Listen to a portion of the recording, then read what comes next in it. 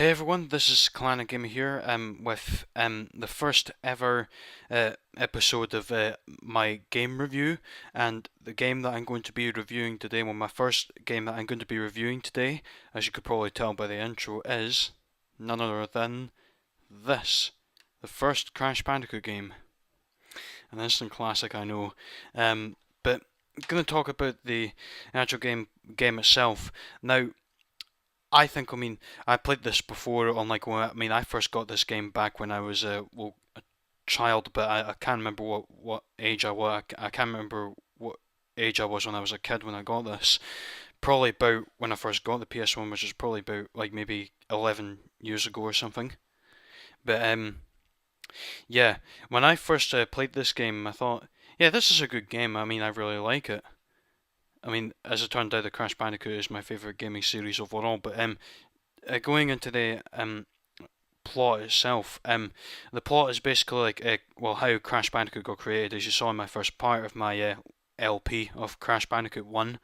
Basically, Cortex snatched Crash from a jungle and along with Brio, hooked him up to the Evolve Array, and they were successful with that, and they tried to put him in the Cortex Vortex to make him evil, but the machine rejected him because he was a good guy, and Cortex basically chased after him, and Crash fell through the window and fell onto Insanity Beach, and they were preparing to experiment on Crash's girlfriend at that time, Tonya.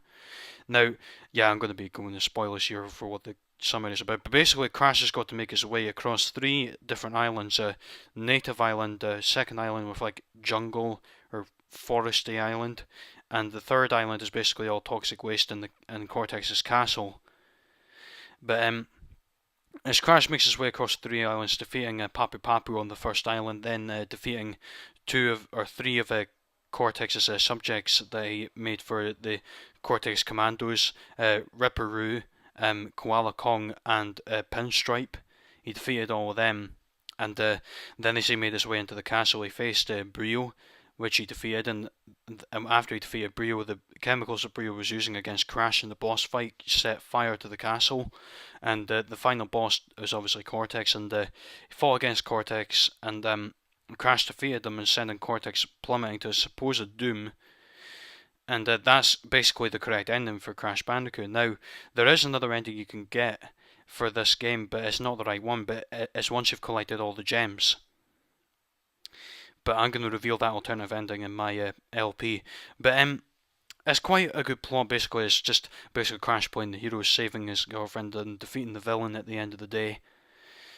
But it's a good way to set up for Crash Bandicoot 2 after Cortex was plummeting to supposed doom. That's what led to Crash Bandicoot 2, like Crash Bandicoot 2's story. But moving on from the plot is quite good. And moving on from the plot, I'm going to talk about the gameplay. Now, the gameplay for Crash Bandicoot is really good. I mean, it's a platforming game, so it is very good for a platforming game, but obviously they made it better for the years. But the controls in the game are quite awkward, I think. Because like whenever you want Crash just to move slightly up, he goes like further than you could think, which is quite odd in my opinion. Because like when I was younger and playing the game on like the PS1 for example or PS2, I found it sort of hard to control Crash and where I wanted him to go. But they made the controls better in the later games. But the controls in this game are quite awkward. Now, to get 100% in this game, you have to collect every one of the gems from the levels, apart from the boss levels, of course. But to get the gems, you need to break all the boxes in the level without dying. Now, they fixed that in the later games, which was a great fix because, see, there's one thing I have to say about this, or one thing positive and one thing negative about this. Like, get the gem like on your first try, you die, and you have to do it again. There's one positive thing to say about this. It's a good challenge. Now, for those of you who think that that like a good challenge in platforming games, then I recommend that you would get in the gems from the levels in Crash Bandicoot 1. But here's the annoying thing about it. It's very, very annoying, especially in the harder levels like Slippery Climb, to get this on the first try. Because honestly, on Slippery Climb, normally I have to go through there with two masks because I've noticed there's some glitches that happened on the game, and I'm not kidding because when I tried to jump on one of the birds to go onto the platforms, the bird apparently hurt me for some reason. I don't know why, because every time you jump on the bird, it just goes away anyway. You can just leap onto the next platform or the next bird or whatever. But it's weird. I mean, Crash Bandicoot 1 has its glitches. But now, moving on to graphics wise, the graphics, again, you could say yes, a PS1 game because you could expect PS1 graphics to be all, yeah, as PS1 graphics. But they're nostalgia graphics. That's a positive thing I can say about it today. They're nostalgic. I think, yeah, the actual boss fights themselves, like, I think the hardest boss in this, it's quite a hard thing to say really, which is the hardest boss fight. I have to say, probably Brio would be the hardest boss fight, but see, I found it hard to defeat him by just like jumping on the green blobs that he sends out. But soon enough, I learned another trick where I could just jump and spin the blobs in midair, which made the boss battles so much easier. But the soundtrack for this game, I have to say, is really good. I quite like the soundtrack for this game, especially since the like the Jungle Rollers and Rolling Stones level. Like it's got that appropriate the appropriate instruments. It's also got like sound effects like a monkey like just well monkeying around in the jungle. It's got that kind of track in it, and it's also got what else does it have? It's got like well, different sorts of jungle sounds, and on the upstream levels, it's got that water effect running throughout the whole soundtrack, which is well, really well appropriate for the level because it will mean it is like upstream and up a creek. I mean, are to do with water, so that's appropriate. And yeah, I think that's basically it really for the soundtrack. I mean, the I overall I like the soundtrack in general, but the soundtrack's got better, like in later games for Crash Bandicoot.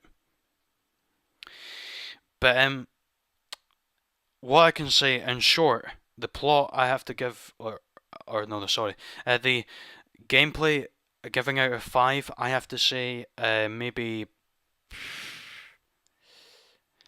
3.5 or 4 out of 5 because it would have got higher if it wasn't for that fact where you have to like well get in the gem like every time on your first try, and if you die when you get a checkpoint, you have to start all over again because it doesn't count. That's why it's got a bit of a lower rank than usual. If it hadn't had that feature, I probably would have given it 4.5 or even 5 out of 5. But I have to say 3.5 out of 5 or 4 out of 5 for probably 4 out of 5 for the gameplay because or even in fact yeah 4 out of 5 because I mean it has its glitches there and then, but like especially in Slippery Climb. But it is a good challenge, and the gameplay itself is good for a platforming game, like its first try, like in its first game.